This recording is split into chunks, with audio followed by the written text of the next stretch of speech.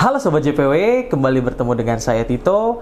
Di video kali ini saya akan memberikan tips menyeduh Turkish Coffee ala JPW.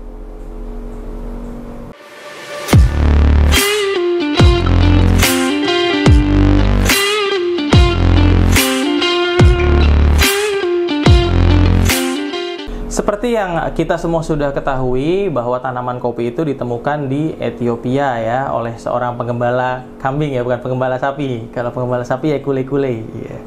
Nah, ini salah satu negara awal yang menikmati kopi yaitu Turki. Nah, di Turki ini sendiri ini kopi itu mulai diminum gitu ya pada zaman Kekaisaran Ottoman itu sekitar abad ke-15.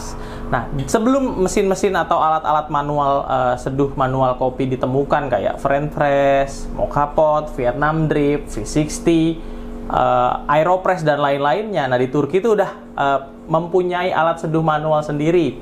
Nah, ini seperti sebenarnya kalau dilihat kalau yang memang tradisionalnya sih bahannya dari perunggu ya. Nah, kalau kita sih pakai kayak stainless aja biar gampang dibersihin. Ini milk jug sebetulnya kalau Sobat JPW lihat nih ya, sama kan sama milk jug 600 ya. Nah, milk jug ini dia hanya dikasih handle aja. Nah, ini yang modern, jadi dia mau simple aja sih, tapi fungsinya sama. Paling nggak dia untuk merebus si bubuk kopi, terus biasanya ada gula, ada air gitu ya.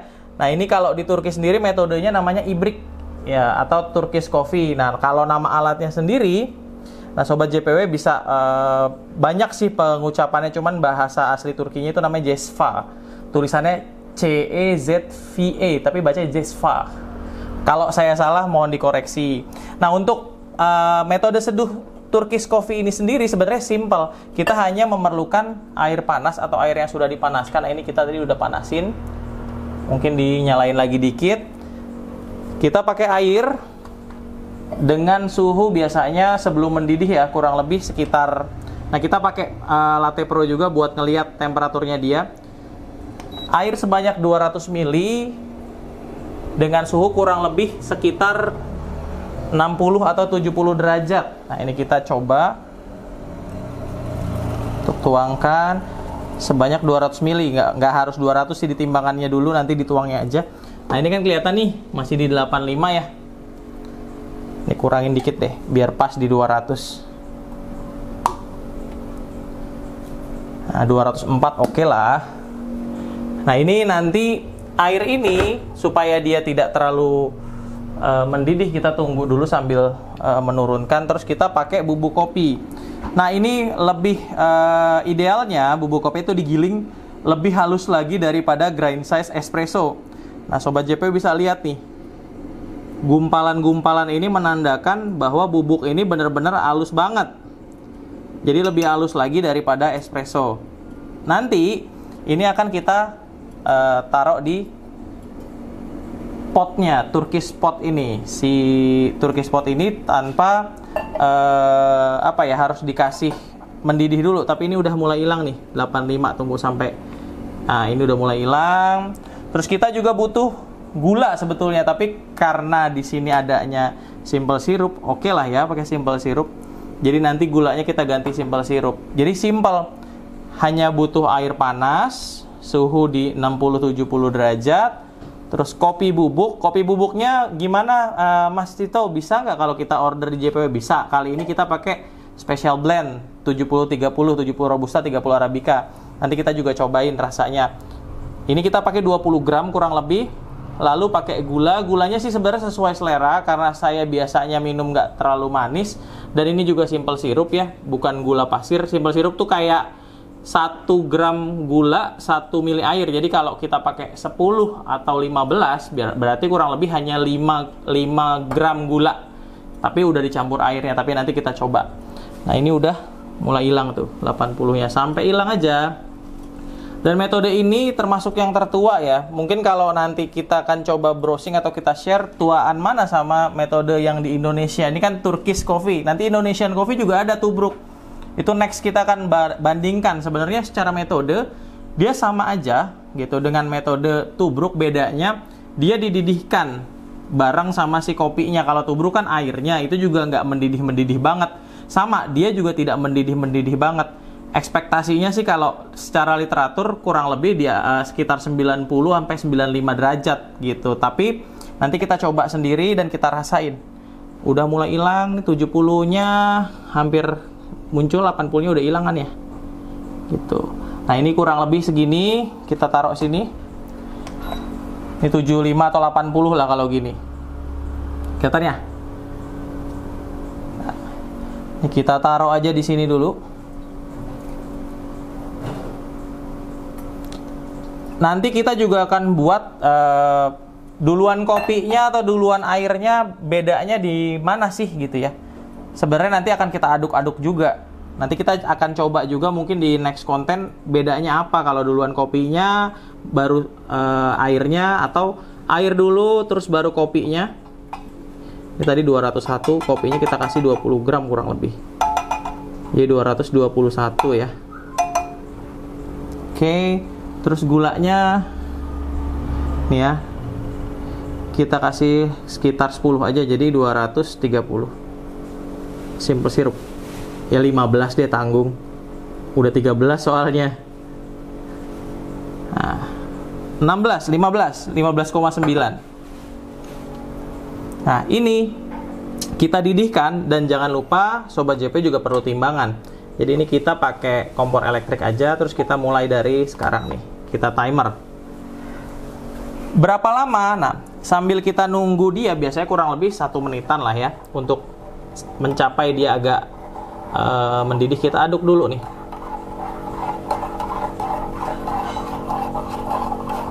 Berapa kali? Kalau saya sih tadi ngitungin kurang lebih sekitar 10 kali aja. Aduknya harus ke kanan? Nggak juga, aduknya boleh ke kanan, boleh ke kiri, selera. Nah, nanti kita akan lihat hasilnya ketika di 1 menit. Dan jangan sampai nanti dia, ini kurang maju dikit kayaknya ya. Nah, kelihatan ya, jelas ya. Jangan sampai dia benar-benar mendidih. Jadi kayak si titik didihnya itu kan sebenarnya dari potnya itu sendiri gitu ya. Nah, nanti dari pot, mulai dari pinggir-pinggir udah mulai bergejolak, nanti dia akan ngumpul ke tengah. Nah, itu jangan sampai full banget di tengah. Jadi benar-benar ketika nanti udah mulai ada yang bergejolak di tengah, langsung kita angkat. Nah, biasanya kalau pakai kompor atau kompor elektrik sebenarnya lebih cepat pakai kompor ya, karena apinya kompor lebih besar. Kalau ini kan induksi modelnya. Nah, ini nanti akan mendidih nih. Sambil kita tungguin aja. Kita tadi udah timer. Ini udah sekitar 1 menit 20-30 detikan tuh. 20-30 detikan. Biasanya sekitar berapa menit sih? Sebenarnya tergantung kita lihat banyaknya kopi, tergantung juga pakai pemanasnya apa. Sama si potnya, Turkish potnya pakai seperti apa. Karena ini pakai yang stainless, biasanya stainless agak naiknya juga agak lama ya. Gitu, karena dia diinduksi dulu bener-bener. Nah, ini udah mulai ada asap-asapnya, kelihatan nggak? Oh, di kamera Riz kelihatan ya. Udah mulai ada tuh di pinggir-pinggir. Dan saya sih biasanya kalau ngikutin literatur, kalau tubruk atau French press itu biasanya maksimal 4 menit. Biasanya sih sebelum 4 menit juga udah mendidih. Nah, ini udah mulai naik tuh, kelihatan ya pinggir-pinggirannya. Dan dia nanti akan bergejolak tuh kan. Tuh, dari sebelah situ kelihatan banget tuh. Sampai dia ngumpul nanti ke tengah, terus kita sudahi perih ini. Oh, bukan sudahi perih ini, kita sudahi brewing ini maksudnya. Jokes bapak-bapak ya.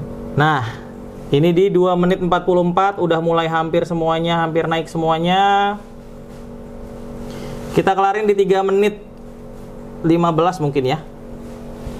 Ini baru 2 menit 56. Nah, itu udah mulai tuh, Riz. Tinggal pojok sananya. 3 menit lewat 5. Nah, naik nih. 3 menit lewat 10.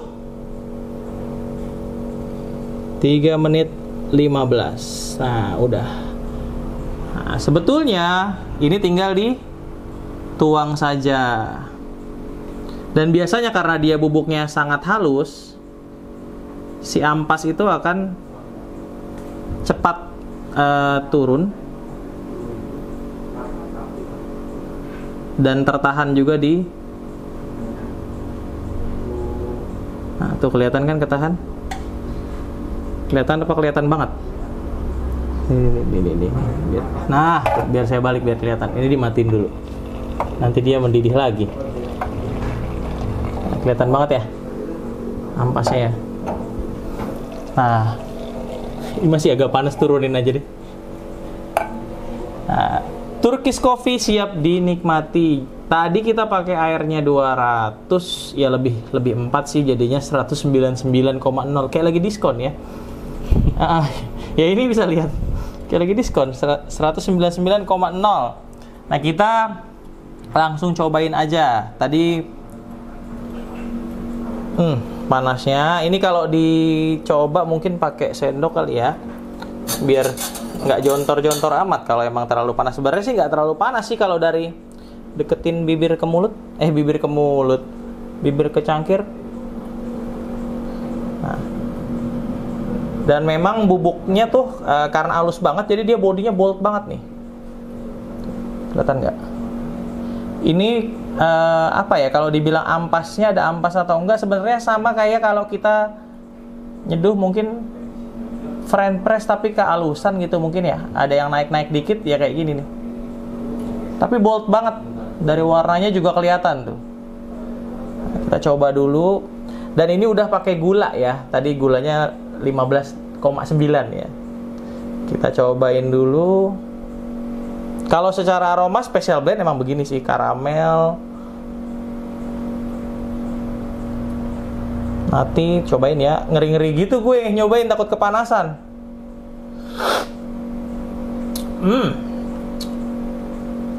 Mantap, serius. Dan ini bubuknya sih masih ada tuh, naik-naik tuh. Tapi kalau diminum kan harusnya kalau terlalu banyak gitu ganggu ya. Ini enggak, enak. Dan ini solusi sih buat orang yang suka kopi bold gitu ya. Nih saya coba minum dari cangkirnya. Suka kopi bold tapi udah manis gitu. Jadi kalau tubruk kan ada pilihan ya mau dikasih gula atau enggak ya. Kalau ini udah langsung dikasih gula.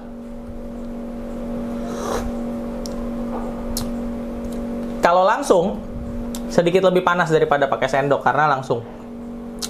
Dan ini mungkin kalau Sobat JPW pernah nonton konten kita yang customer minta V60 tapi airnya mendidih. Nah, ini solusi banget nih. Beneran. Kita juga udah pernah bilang mau ditubruk atau dipanasin di microwave gitu ya. Atau Turkish. Nah, Turkish coffee ini solusi banget buat mereka. Dan rasanya kalau kita bilang burn, ada lagi nggak yang lebih burn dari ini ya? Ada siphon. Mungkin siphon lebih burn dari ini. Tapi kalau dibilang bodinya ini mantep banget buat kalian yang memang suka kopi tebel gitu, yang suka kopi bold, ini mantep banget, lihat tuh. Kremanya aja kelihatan tuh. Dan ini ampasnya sisa yang di Turkish potnya begini. Nanti mungkin kita juga akan beli Turkish pot yang dari tembaga gitu ya, biar kayak orang-orang di Turkinya asli gitu ya. Tapi kalau diminta untuk review gimana menu ini, gimana resep yang ini buat kalian penikmat kopi tubruk, buat penikmat kopi French press, terus buat kalian penikmat kopi siphon yang memang bold, yang memang pengen kopi panas gitu. Ini mantep. Ini serius, ini kalian perlu coba resep ini gitu. Saya rasa demikian untuk video tips untuk menyeduh Turkish coffee kali ini. Terima kasih sudah menonton video ini dan sampai bertemu di video-video JPW Indonesia selanjutnya. Jangan lupa untuk dukung terus channel YouTube JPW Indonesia dengan memberikan like dan subscribe. Terima kasih. Cobain deh, beneran. Eris juga boleh.